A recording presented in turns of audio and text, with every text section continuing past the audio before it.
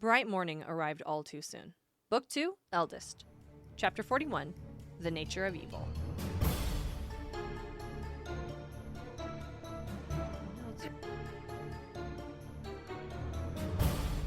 Welcome to Eragon and Back Again, a podcast where we explore Christopher Paolini's inheritance cycle, chapter by chapter. I'm Darien and Smartt. And I'm Lucy Hart. And did you know that this podcast could cover just one chapter per episode? It can now. Woo! It can. We're circling back. It's an oldie but a goodie. We're just talking about one chapter this episode. So much happens in this chapter. There's some conversations. Yes. But before we get into that, yes. Lucy, do you have a spark of inspiration? Yes. It was my Disney trip. Yay! I went to Disney this week, everybody. Or I guess last week? Whenever, what is this episode coming out? A couple weeks ago? Recently. In the month. In the month, yes. I went to Disney in this month. So, but it was really fun.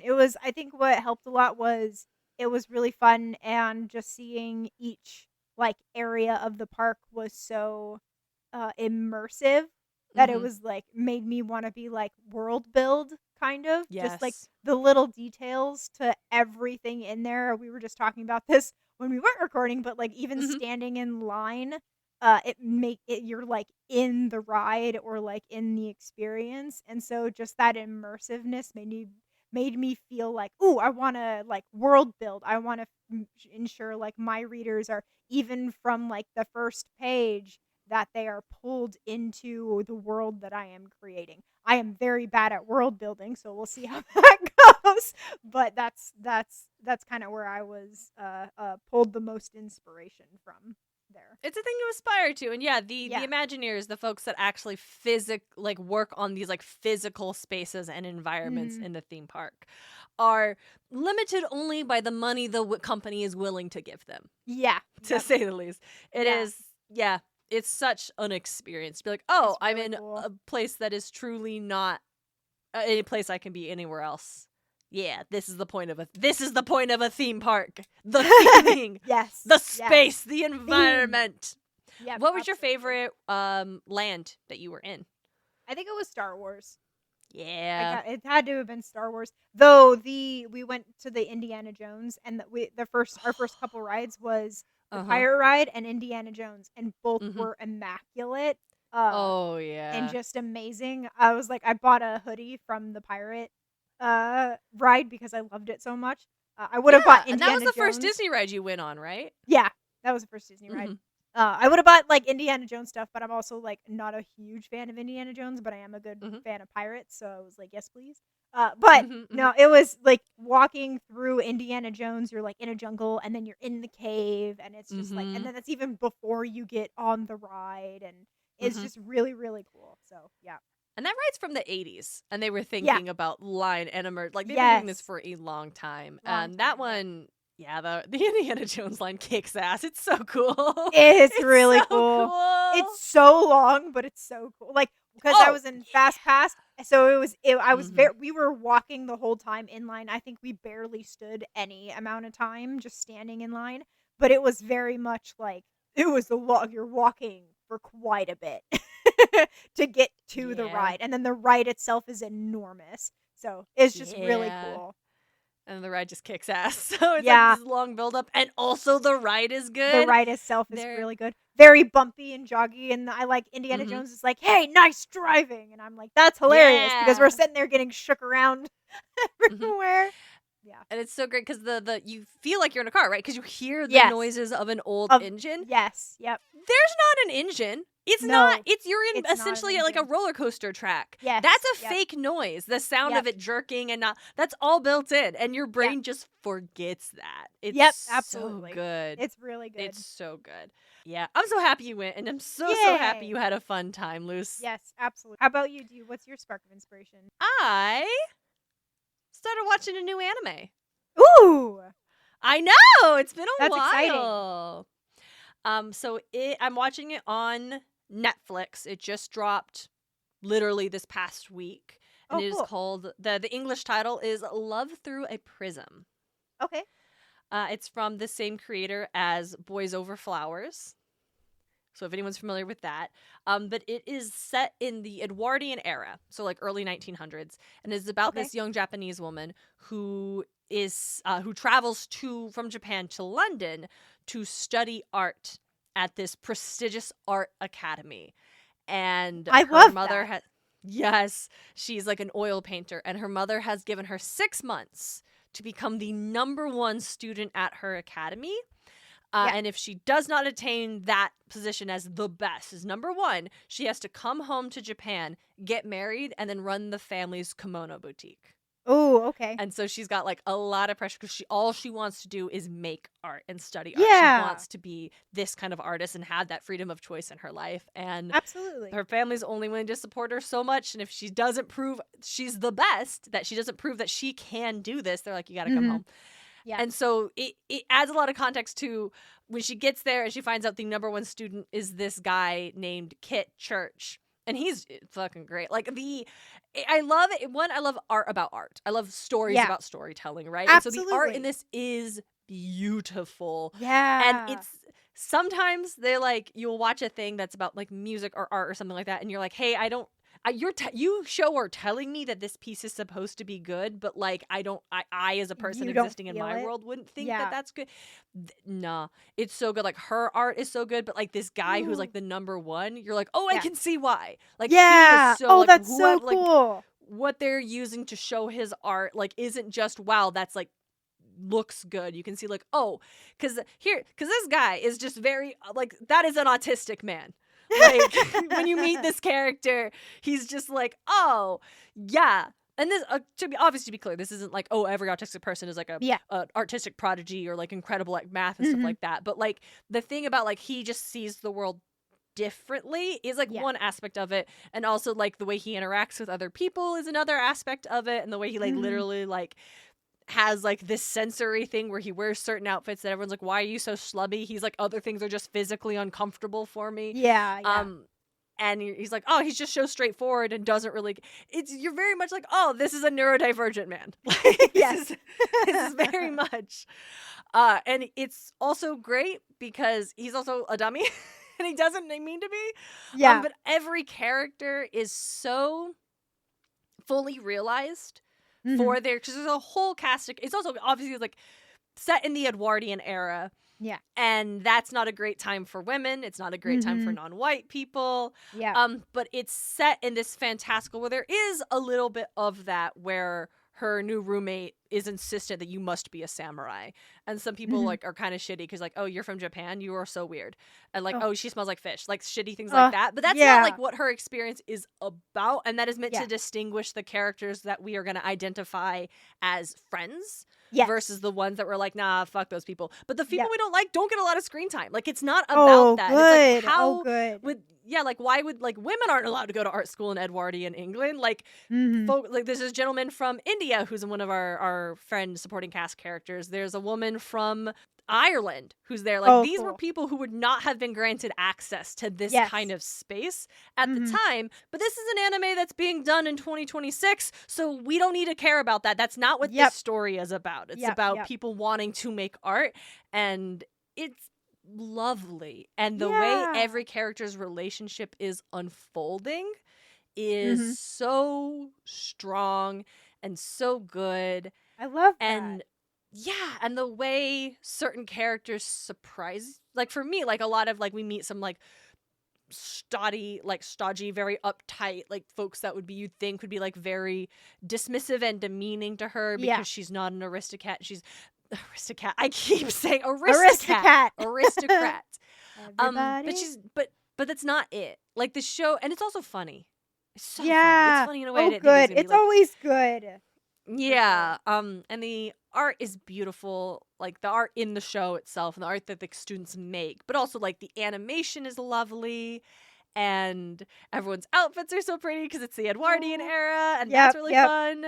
And like I said, the characters are just so interesting and in depth, and they all have their unique relationships with art and why they want to make art and what they're doing here. And and the idea of like pursuing greatness and what that means, and like having insecurities in your art and feeling you're not good enough and comparing yourself to other people who are also making art, and even if those people are your friends, and like the resentments that can come from that, and the need, and just losing faith in yourself and then finding it again and surrounding yourself. It's super fun. I really like it. Yep, highly, highly recommend it. Even if you're like not, even if you're someone who's like not big into anime, if that's not a genre you're super into, it's like a 20 episode run, which is longer than I was expecting. But not solid. Super bad. Yep. We're about half. Dalton and I have been watching it. We're about halfway through at this point, and I just, and it doesn't have any of the weird anime bullshit. Yes, that's like always none good. of that. Yeah, if you're someone that's like, I want to get into anime, but there's just some stuff that I'm not comfortable with. Yeah. Good news, this one's made by a woman.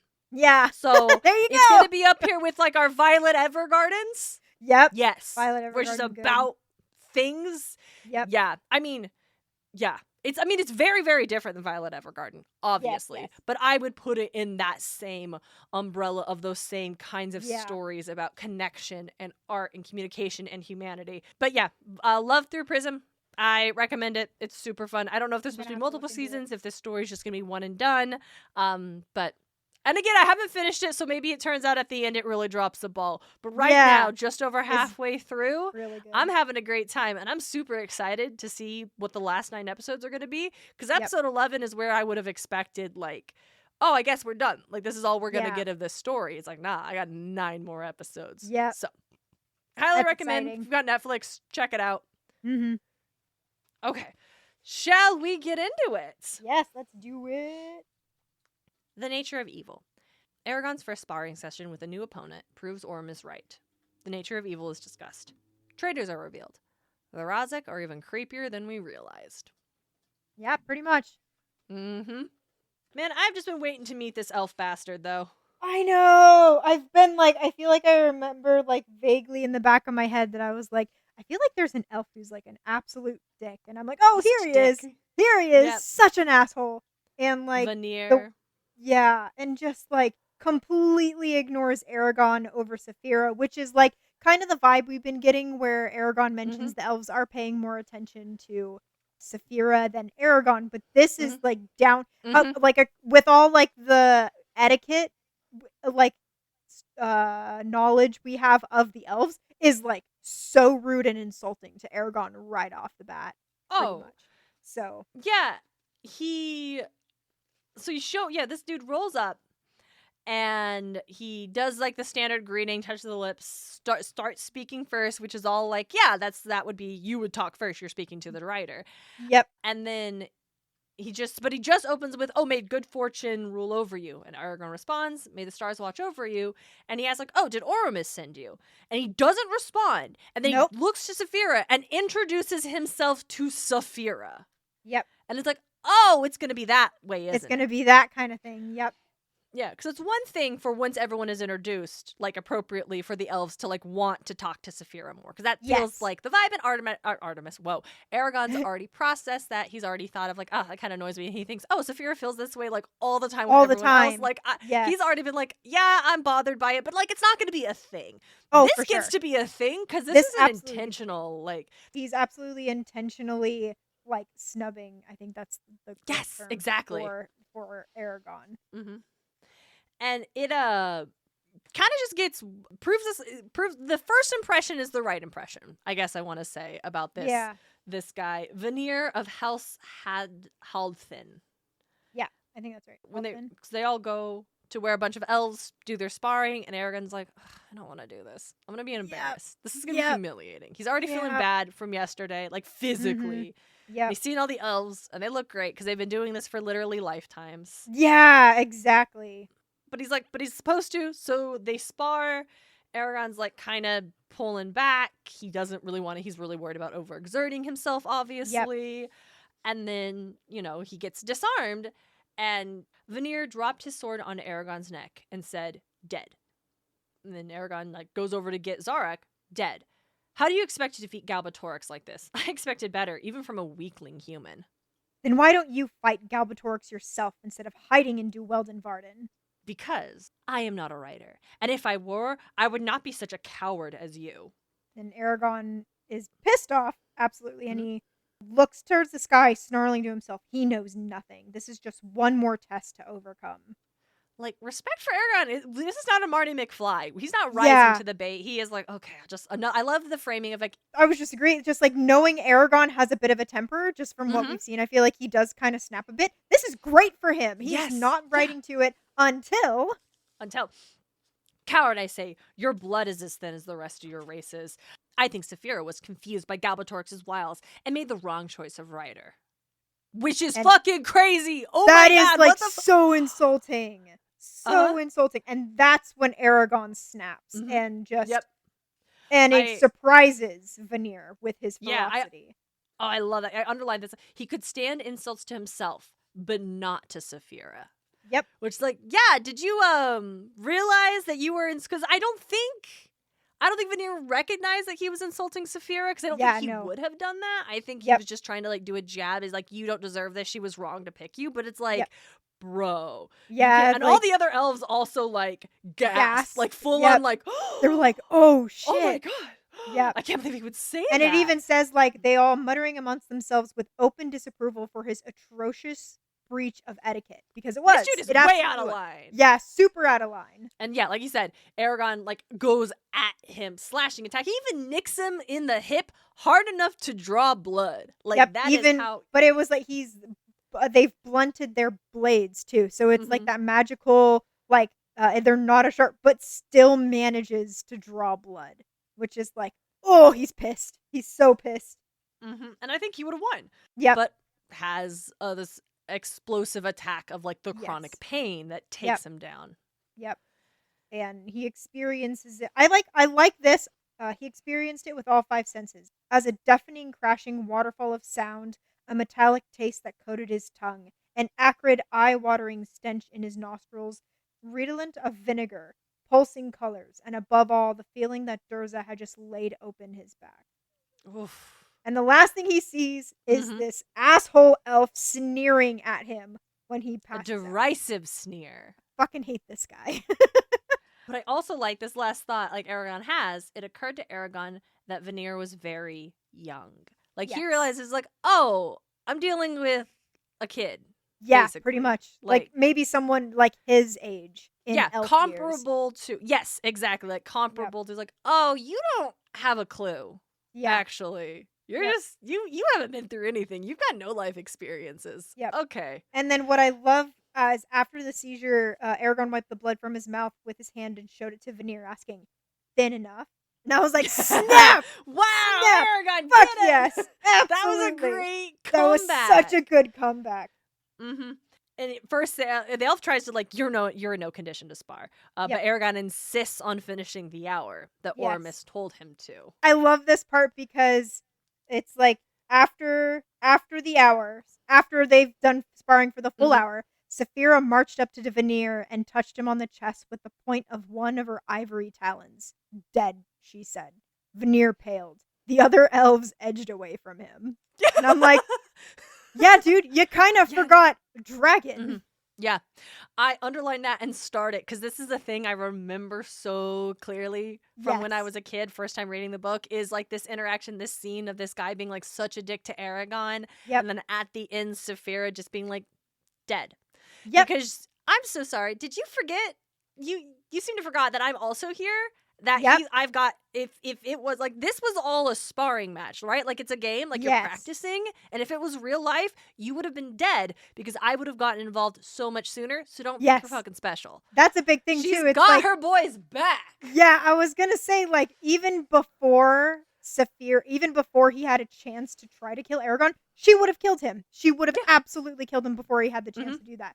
And also one of the things I wanted to mention with this whole interaction and what Vanir's like, the way he's talking to Eragon is, I'm like, I bet he was one of the ones that tried to have the egg Saphira hatch, and she didn't.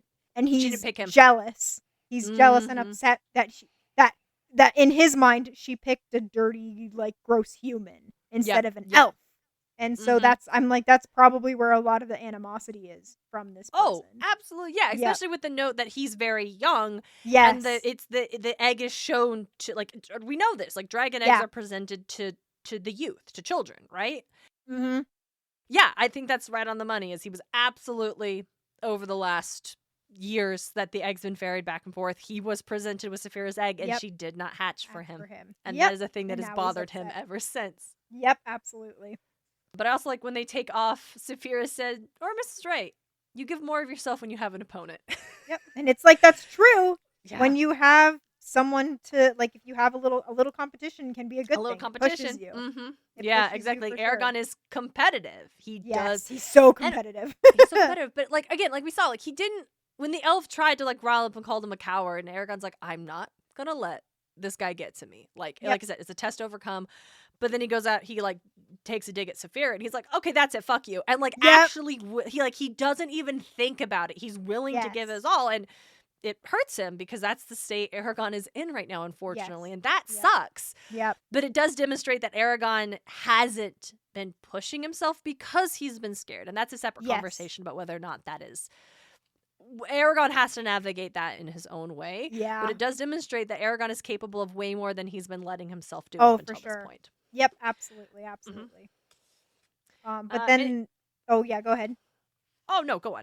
Oh, I was just going to say, then after that, he just has, the day resumed its usual pattern. They return to Ormus's hut, and Saphira goes off with Glader, and Eragon stays with Ormus. And I like, Eragon was horrified when he discovered that Ormus expected him to do the Rimgar in addition to his earlier exercises. And it's like, yep, because he's like, I am in so much pain right now.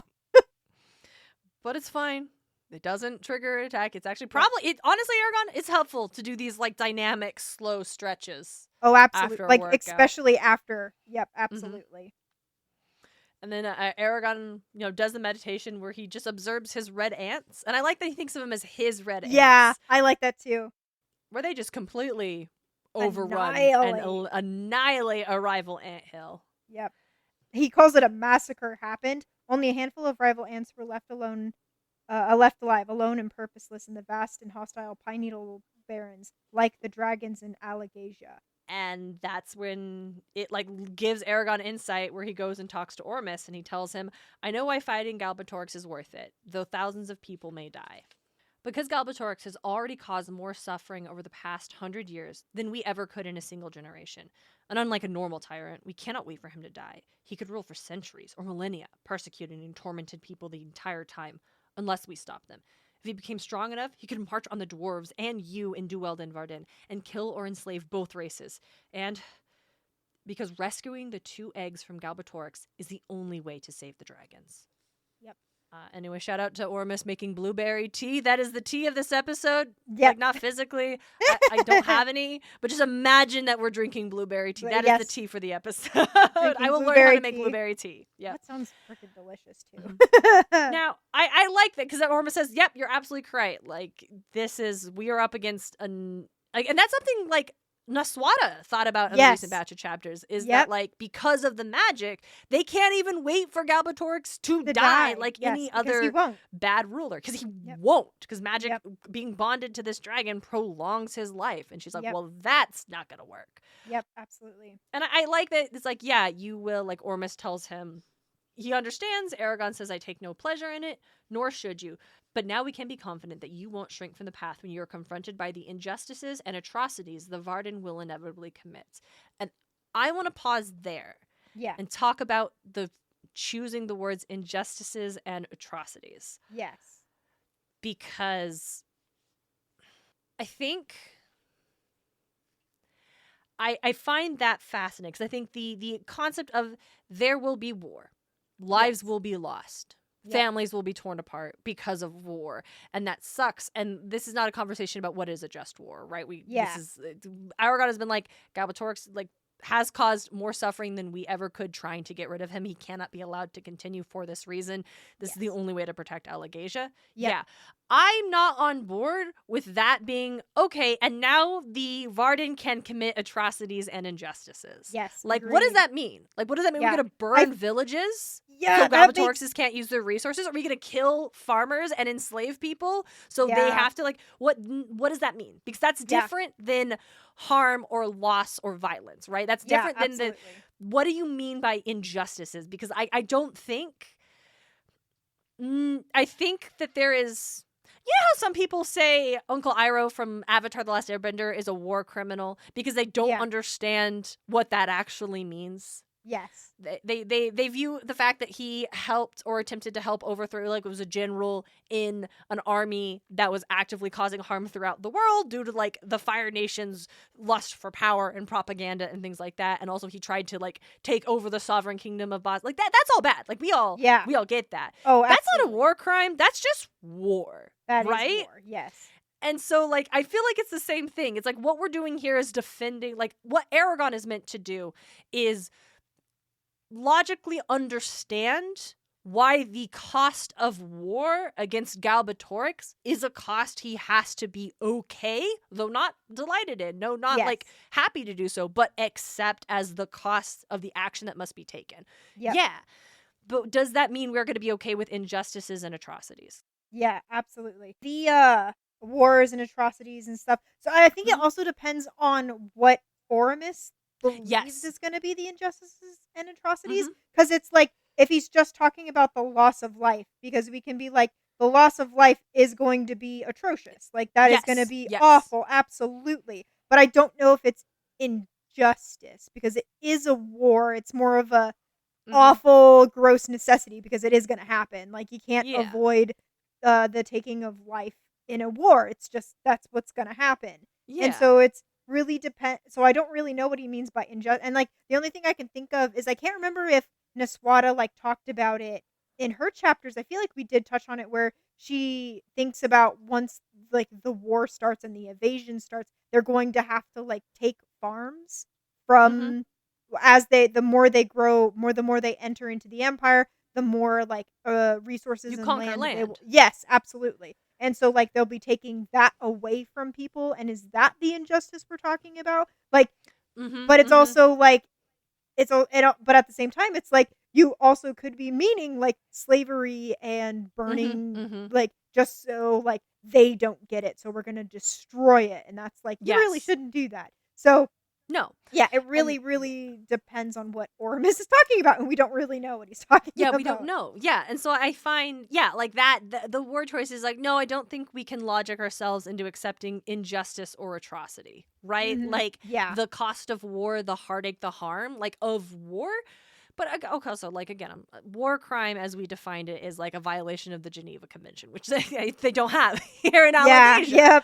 Yep. And so, and you know, Oramus is an elf, and the value, sanctity of life, all these things that we understand that. And it's like, if again, for him, any act of, like, harm and loss, even on a battlefield between opponents, right, could count. And so I just think the word choice and that being uninterrogated really in this and I just like, is it everything that comes from war is unjust and atrocious because it should have been avoided, because Galbatorix never should have been allowed to get this far, because leaders should never cause this kind of harm that causes war to be necessary in this moment. Like, there's a lot of layers here, but I wanted to just, like, have a conversation about, this is the point of the conversation, is sometimes there are hard choices, and sometimes there are things that must be done, because the cycle of harm is not going to be stopped through nice words, right? Absolutely. But we don't kill unarmed civilians, right? Yes. Like, we're not doing that. Cause violence against prisoners, right? Yes. Like, what do you mean? What are we willing? I guess that's for you as readers. Like, are we as readers supposed to be like, hold on, but, like, what are we willing to let the Varden do? Like, where is that line? Like, if we're going to say, yes, this is necessary, what does necessary mean? And, like, maybe that's supposed to be what we and Eragon and Naswada are all supposed to be moving forward. And Roran, when he gets back into the narrative, are we all supposed to move forward with when we know our cause is necessary, right? We are committed to it. But what are we willing to do? And what are we willing to accept once we are capable of saying this is necessary? Like, is that what we're supposed to grapple with? I find it very interesting. Like, I'm super into it is to moving forward with it. And then that kind of like does lead into what Ormus asks. He's like, "Do you believe that Galbatorix is evil?" And he's like, "Of course." For sure. It's like, absolutely. Do you believe that he considers himself evil? And Eragon's like, "No, I doubt it." And he's like, "Then you must also believe that Durza was evil," which is a really interesting question because Eragon got that glimpse into Durza's past. Which is still a crazy place to put it, and I will die on this fucking hill. Yeah, it's crazy, but it's like, okay, well, at least it didn't just happen, and then we ignore it for the rest of forever. Yeah, I'm glad we mentioned it. Is brought and back. It is, again, this is, because Eragon says he wasn't evil himself, but the spirits that controlled him were.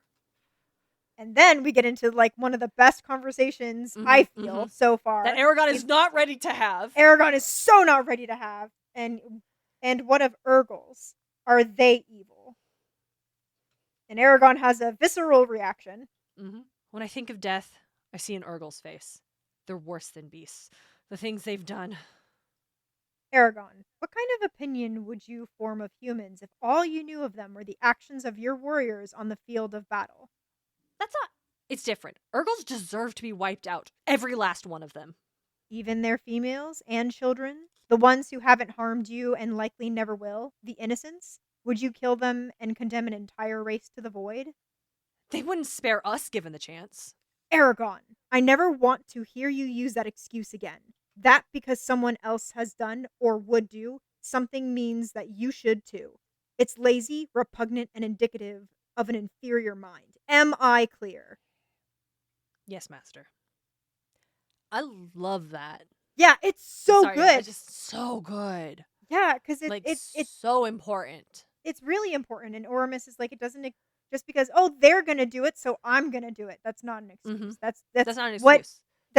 That's what he said. It's lazy, repugnant, and indicative. Absolutely. Like, don't do that.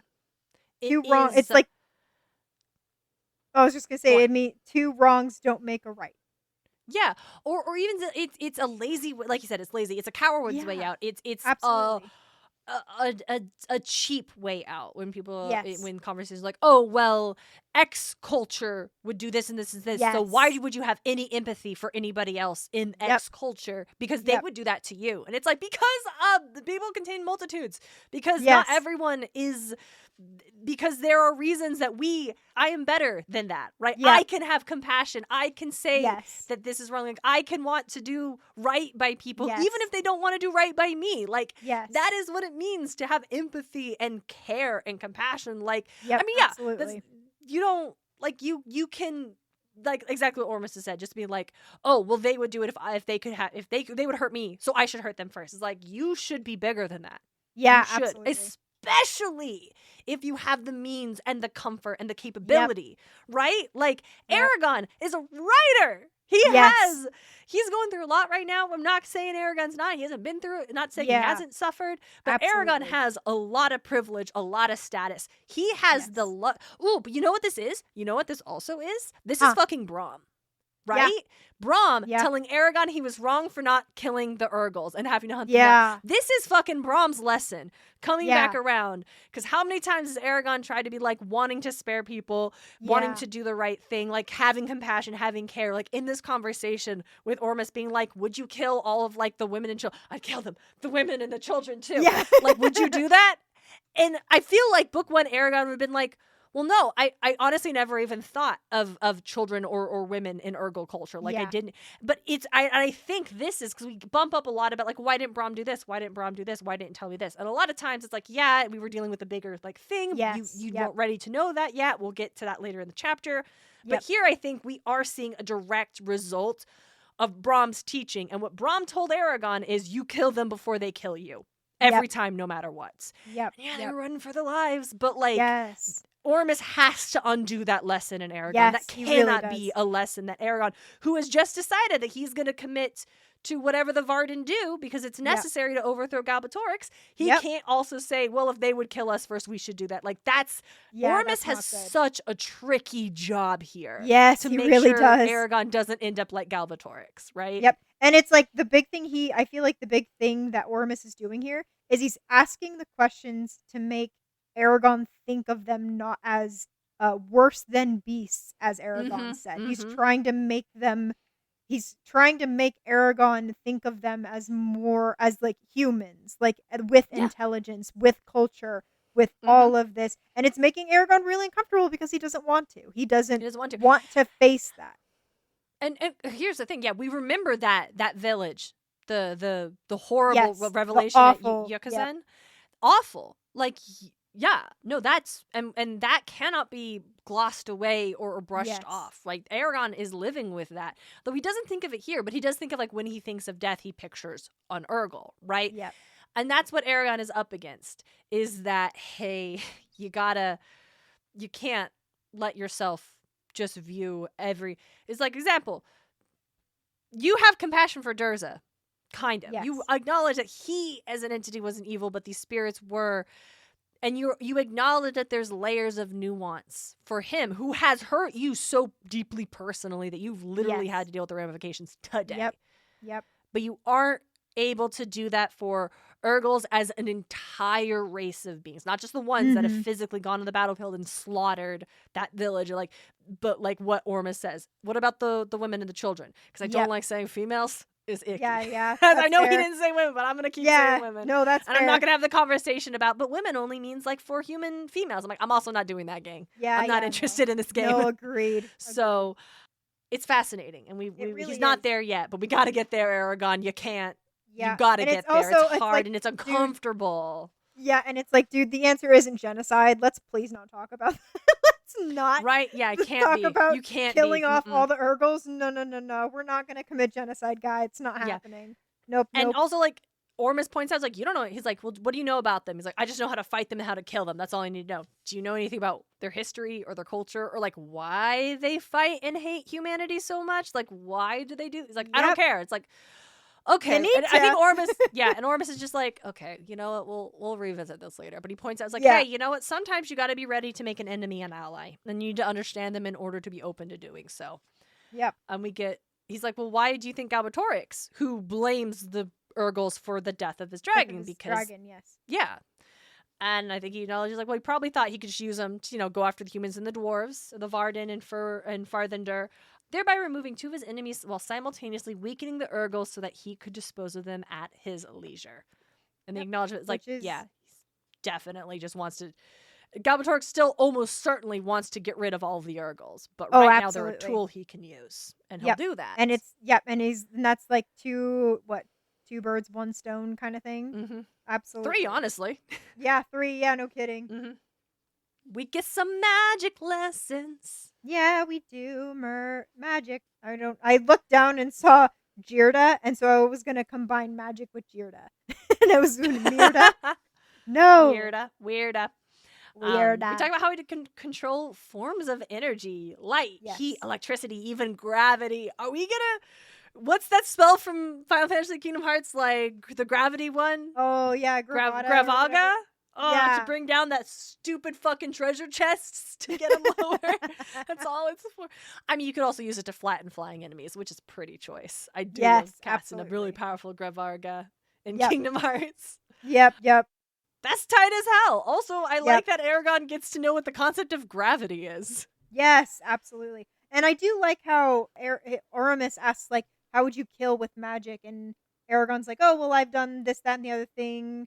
Jirda to break Urgal's legs and necks, Thrysta to stop a man's heart. And he goes, well, did you know that all it takes is for a single artery in the brain to be pinched off, or for certain nerves to be severed with the right spell, you could obliterate an army. And then Eragon gets pissed off because he's like, I didn't think of any of that during the battle. That could have saved a lot of time. Mm-hmm. It's like, well, now you do. And that's the point. Yep. That's what the lessons are for, Eragon. Yep. And then it's really interesting because this leads into a discussion which is fascinating, because they talk about how, I don't even remember how the conversation happened. They just start talking about one man can't defeat an entire army. Not alone, but with enough magicians, you can provide a reasonable amount of protection. Greatest danger in this sort of conflict is a clever magician may think of a unique attack that can bypass your wards without tripping them. And that in itself could be enough to decide a battle. Also, we get to learn a lot about wards and protecting oneself, which is really cool. I totally skipped over that. No, it's great. And it talks about like, okay, Eragon's like, yo, like, how do you do that? What does that mean? Could you do a lot of them so no one can ever touch you? And Orpha's like, no, they still rely on your strength. So if you have to like keep a ward up to protect yourself, that can drain your energy and kill you before the enemy's attack even gets to you. Yep. I like all of that. And again, hey, why didn't... Oh, no, here we get this great one where he asks like, and Galbatorix's strength has been increasing each year. How is that possible? And like Ormus like, he knows. Like he doesn't answer right away. He's really quiet. And it is not appropriate to have this discussion at the present. Then you know. I do. But that information must wait until later in your training. You are not ready for it. And Eragon, again, shout out Eragon. He bows and says, as you wish, Master, because he knows this fighting is not going to help. It's just, he already saw it. Pushing back. Doesn't work. And he's like learning. I'm so proud of our boy. Yes. He's doing it. He's being good. He's maturing very well. But, and I also, this is different. I like, you're not ready for it right now. And because sometimes we'll get the thing is like, I can't tell you that it's a secret. You're not ready. And that's like, can be annoying. Like Bronn would do that like all the time. All just the to drag out time. Information. Oh my God. And there's something about the way that this is presented that instead feels to me that it's like something so horrible. Like whatever it is, whatever Galbatorix is doing, it's bad. It's bad. And awful. It's evil. And it's like, Eragon, you're not ready to hear about this. Yeah, and I like that. It's like, we'll get to it later in your training, but right now, it's just like... It's not appropriate. Yep. And it feels like me as the reader with like a sincere feeling of like dread. Like, oh, what? Galbatorix is already awful. Like, we know that. But like, what is he doing that's so bad that Eragon isn't ready to hear about it yet? Like, I don't know why, but that's more of something about the way it's constructed. It's like, we'll tell you later. Doesn't feel like we're just trying to drag out ominous. Some mystery. Yes, it's ominous, and I'm into that. Absolutely. Yeah, for sure. And then he's so okay. So we get this. Sorry, I'm laughing because this is so fucking funny to me. Yep. They're talking about like, hey, there are other magicians in the battle of Furthendor. I was by myself. Yeah, with 0 wards. Yeah, and then like what? He asks, like, I didn't even know that I needed to keep my mind open for enemies. And why didn't Arya kill most or all of the Urgals? No magicians were there to oppose her except for Durza, and he couldn't have defended his troops when he was underground. And then Oramus is like, did not Ajahad have Arya or one of Duvrangar Gata set defenses around you? No, Master. And you fought thus? Yes, Master. And he's like, are you fucking kidding me right now? No. And he's like, hey, so the twins told Ajahad that you were competent in all magic, including words. Neither Ajahad nor Arya doubted their judgment on that matter. And Eragon's pissed. I love Eragon just goes, those smooth-tongued, bald-pated, tick-infested, treacherous dogs. They tried to get me killed. And Ormus is like, do not befoul the air. He even reverts because remember they've been doing the ancient language the whole time. He even switches back to like his original language his common to like tongue, get more curses in. Yep. And he's like, I don't think they would have killed you, but so Durza could capture you. Yep. And he points out the twins are the ones that got you to separate from Saphira to go help, and then they were nowhere to be found. Yep. Drawing the conclusion. So we know that the Varden had traitors. Yep. We knew that was a thing. With this information, it was almost 100% the twins. Like this proves it. The twins were the ones betraying the Varden, giving Galbatorix this information. Yep, and it's like that they were traitors is the logical explanation. If they were traitors, Eragon said, it doesn't matter now. They're long dead. And it's just like, oof. So yeah, it's like, hey, Eragon, the Urgals work for Galbatorix. Yeah. Like, feels like a pretty good way to extricate some traitors once they will no longer be able to be useful in that space, but still useful to you. Yep. Would be to fake their deaths. Just saying, Eragon. Just feel. Just saying, Eragon. It could also be that they had used, like, they were no longer useful to Galbatorix. Yeah, and then or they ran too high of a risk that if they were found out, now that Arya and Eragon were back there, and like Arya's a more powerful magic user who could clock them. Absolutely. Yeah, it didn't work, and this was their punishment. But I'm like, hey, Eragon, I'm just saying.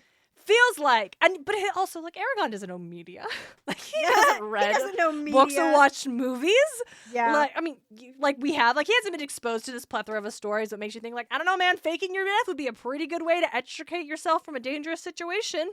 Yep. When your mission is complete. Yeah, especially with, like, if, with how that whole thing played out, they would have been like, the twins, where were you? Like, why did you lure Eragon to this place and you weren't, like, or not lure, why did you tell him to be there and then you weren't there? Like, and then, like, what? And then, like, that would have raised questions for sure. Maybe they're worth, again, maybe you're worth more dead than alive now to Galbatorix. Yep. Either way, fuck the twins. Yeah, no kidding. They suck. Absolutely. Yep. Hey, speaking of things that suck, the Raz'ac. Oh my gosh. Yeah, that's how. Y'all want to hear something creepy? Yeah, the way we end this chapter is wild.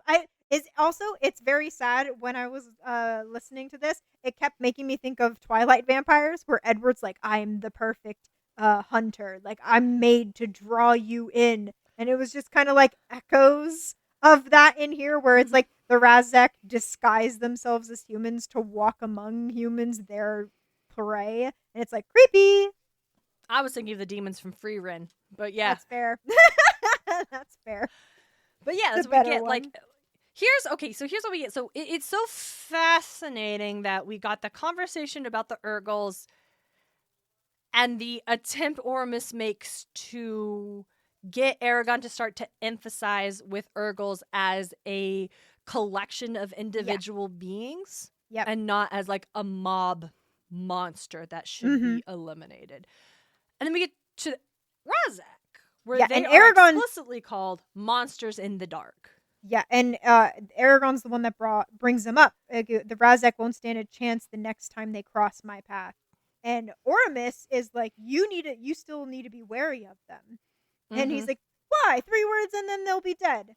And he goes, and then he's like, I like Oramus is wild because he always, like, he's like, we're on this one topic. And then he brings up another topic that doesn't seem to be completely related. He goes, what do ospreys eat?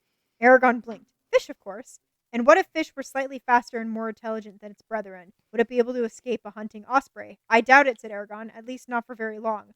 Just as ospreys are designed to be the best possible hunters of fish, wolves are designed to be the best hunters for deer and other large game, and every animal is gifted to best suit its purpose. So too are the Raz'ac designed to prey upon humans. They are the monsters in the dark, like what you said, the dripping nightmares that haunt your race. And that is wild.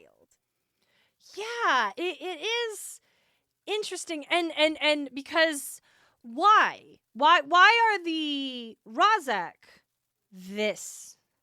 Why are they monsters? But we're trying to get away from comparing Urgles to monstrousness. Yep.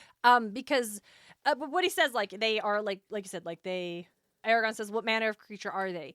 Neither elf, man, dwarf, dragon, furred, finned, or feathered, beast, reptile, insect, nor any other category of animal. He doesn't say Urgle there. Yeah, he does. Which I did find interesting, but moving on from that. Interesting. Eragon, are they plants then? Yep. Fungus! Is it a fungus? They're fungus! They're fungus! Plasma! It's plasma! 20 questions. Plasma! They reproduce by laying eggs, and then they hatch, pupa, grow into black exoskeletons that mimic the human form. Yep. They can see on cloudy night, track like a bloodhound, jump higher, move faster. Their greatest weapon is their evil breath, which fogs the mind of humans, incapacitating many, though it is less potent on dwarves. And elves are immune altogether. Of course they are. Sorry. So, okay, fine. But it does, like, communicate the idea that, like, no, these are humans are their prey. Like, Raz'ac are designed to hunt humanity. Yep. Yeah, and it's okay. Why? What? Why? What? Yeah. Why? Are they magic? Are they a curse? Did Galbatorix make them? Like, yeah. No, they lay eggs, and then they're still in, like, a youth, a young, the pupa stage is the ones that have killed Garo and have been chasing Eragon and Roran and stuff. Because we find out once they go into adulthood on the first full moon of their 20th year, which feels like some super creepy curse magic creatures to me. Yes, it does. They shed their exoskeletons, spread their wings, and emerge as adults ready to hunt all creatures, not just humans. The Raz'ac's mounts, the one they fly on, are really, their parents. Lovely. The fuck? What? Lovely. Oh Like, my oh, gosh. wonderful. That's Goodness creepy. me. That's so creepy. Yep. So yeah, we just get that dropped on us at the end of the chapter. Yeah, it's really interesting to end the chapter on creepy info on the Raz'ac. Yeah, on the Raz'ac. Like, wow, all right. It's fascinating. But yeah, again, the thing I'm like most interested in is like, why is it? I'm just interested. So the very distinction that like Raz'ac are not part of any other aspect, phyla, class, order, family, genus, species of the animal kingdom. There's something entirely other. Yeah.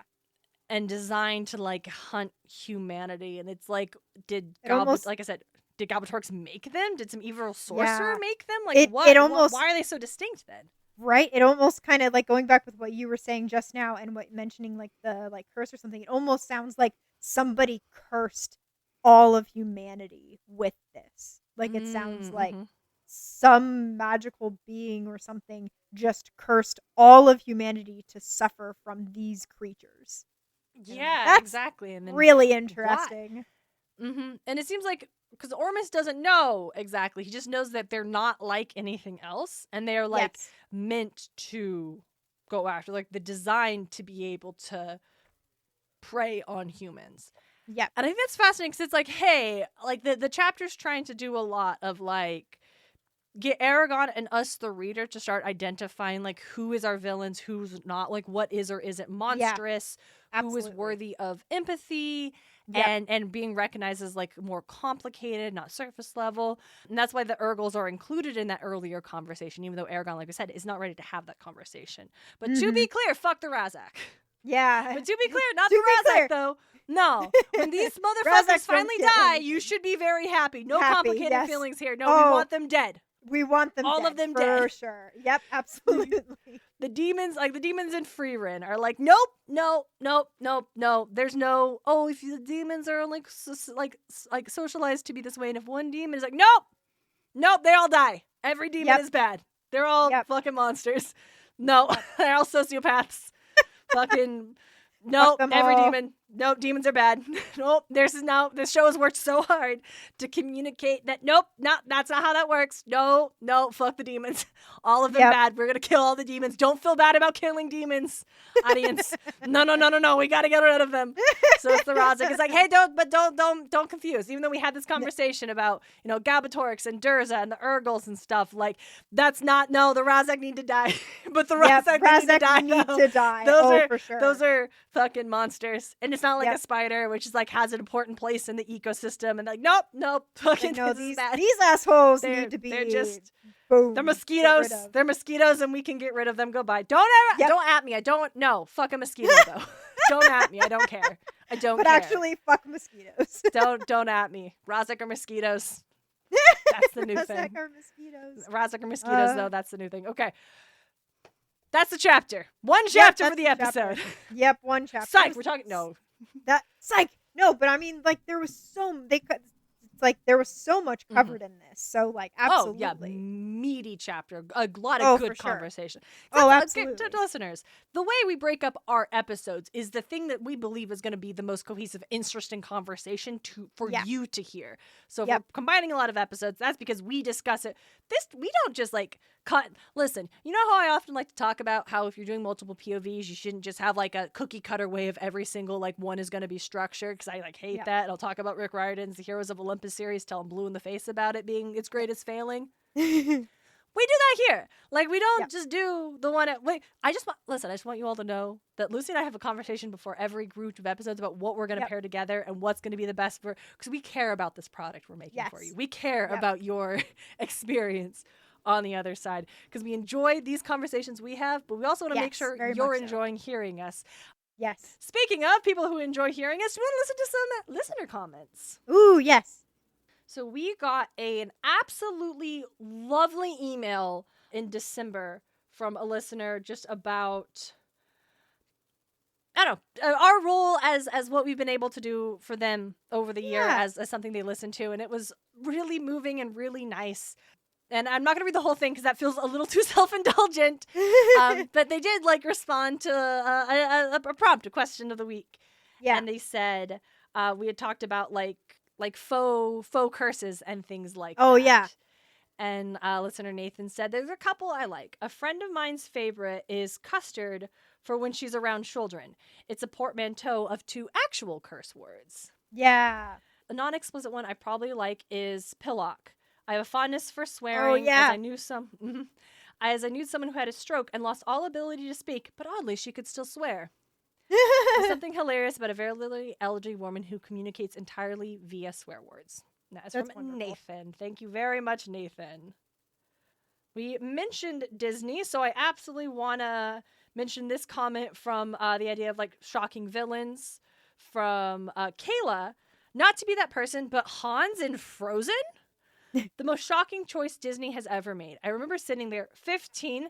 Was it really over a decade ago? Yo, mood. Oh my God. And was just agog and agape at if only there was someone out there who loved you. For real. Yeah. Like, for real. Oh, yeah. Oh, remember charming is a verb and they can turn it off. Yeah. People like Hans, they know how to do everything right when there are other people around. When they want something, they'll do everything right. And as soon as they have the opportunity to screw you over, they will. Hans is a very believable and terrifying villain. Yes. Narcissist to a T. Kaylee also mentions Eurycles from the Odyssey and Epic the Musical, which is a reinterpretation of the Odyssey. Yeah. He was a whiny biatch who simply gave up on his king and then got his whole crew dead. Twice. Ooh. Yeah. I Fun feel times. you. It's rough. It's rough. Listen, I feel for Eurycles, but also it's like, my guy. Yeah. You could have had a little bit more faith in Odysseus here. Yep. We mentioned Pikmin at some point in time, and Captain Carrot Cake said, I also love Pikmin. I can't wait for the new game. It's nice to hear you guys mention it. So. Oh yeah, love Pikmin. Pikmin's great. If I hadn't undownloaded it like forever ago because I played all the games and then I just removed them from my Switch for some reason, I would have been playing it on the flight back from Anaheim, but I didn't, and I was upset. And one more I want to shout out for this episode because, Lucy, I gave you homework so we could specifically talk about this comment from listener and my dear friend Owen. Yeah. When we asked, like, what are your favorite flowers? Owen said, my favorite flower is Birds of Paradise for multiple reasons, one of which is connected to one of the hosts. So I just wanted to ask, Lucy, were you able to check out the Enchanted Tiki Room? I did not. Lucy! Lucy, no. I told you I just go to the Enchanted Tiki Room. we went, like, I'm like, okay, we got to go this. We're going to circle around here and go into there. And it was closed. And I was like, no. So right, I was upset about that. Well, it's like a robot singing attraction. And there are singing birds and flowers. Yeah. And some of the flowers are birds of prey flowers. We walked by the front, and I was looking in there, and I'm like, damn, I really wish we could go in there. It was like the doors were closed and everything. It was upsetting. Yeah. Well, I mean, the doors close in between shows. So then you wait outside in the area, and then when the show is over, it opens. Yeah. And then the people who have been in the show leave out one side, and then everyone who's waiting for the next show goes in. Okay, yeah. See, didn't know that. That's fair. It's not super clear. Next time. Next time. Now that I know, next time. But I made Owen. I didn't make Owen do anything, but Owen was very kind to join me to go to I love the Enchanted Tiki Room. It's so weird and old and like vaguely problematic, and I adore it so much. It's just really fun. And we were sitting right where you're next to some birds, like fake birds of prey, and then they just start clapping and singing, and so. Oh, that Owen liked Birds of Prey before that, but it just made me really happy. So I was like, Lucy, I'm gonna read this, and I want you to be able to understand. Good. Yes. Wow, you're just about to go to Disney. You'll be able to. I wish. It's fine. I wish. I'm sorry. When we are able to go to Epic Universe in the Isle of Berk, so you can meet Toothless. Yes. And we'll do an episode about it for the Patreon. We will have to swing over to Disney World. Absolutely. I think you'd have fun with Epcot going around the world. But while we're there, we will swing by Magic Kingdom so you could do the Enchanted Tiki Room. Yes, absolutely. And we can get some Dole Whip. It is I can buy some Orange list. Bird merch. Yes, absolutely. Orange Bird. My boy, Orange Bird. Yep. Yeah. But yeah, thank you, Owen. Yes, thank you. Oh, wait, we skipped. My bad. Hey, we're supposed to do, what's a good writing takeaway for this episode?